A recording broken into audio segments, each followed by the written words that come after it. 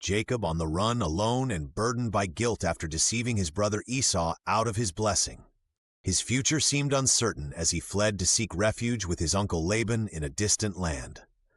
What he thought would be a temporary escape became a defining chapter in his life, a journey of perseverance, heartbreak, and a profound lesson in trusting God's timing. When Jacob arrived in Laban's land, one moment stood out above all others. He met Rachel, Laban's younger daughter. She was beautiful, captivating, and to Jacob, it was love at first sight.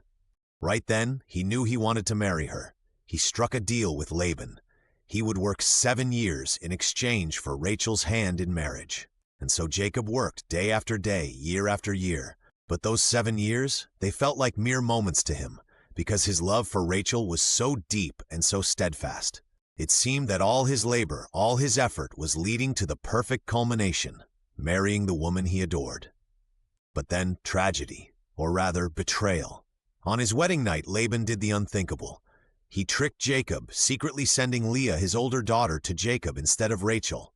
Morning brought the shock of betrayal crashing down on Jacob. The woman he loved wasn't his wife. Instead, he had married Leah. When Jacob confronted Laban, the reasoning was simple but far from comforting.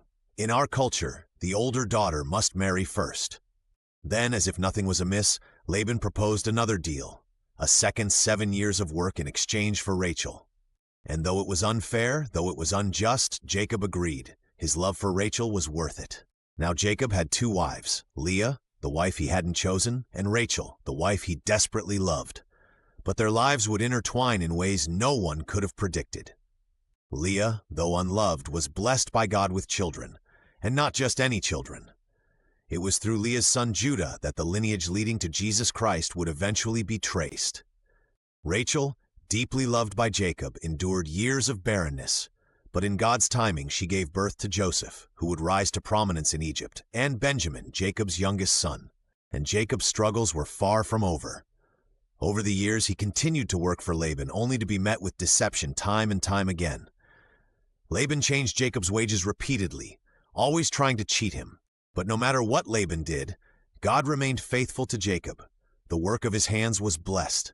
His flocks multiplied, his wealth grew, and his family became a testament to God's provision, even in the hardest circumstances.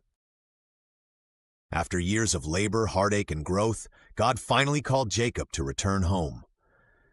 This wasn't just a physical journey. It was a journey of reconciliation, of reflection, of stepping fully into the promises God had for him. Jacob gathered his family, his flocks, and everything he owned, and set out back toward the land he had fled. The road back wasn't easy, but it was filled with lessons learned and the assurance that God had never left him alone. So what can we take from Jacob's story? Life is messy. There are betrayals, delays, and moments that seem too unfair to bear. Yet, like Jacob, if we remain faithful to God, working diligently, trusting deeply, and staying obedient, we can watch his blessings unfold, even in the midst of life's unexpected twists and turns.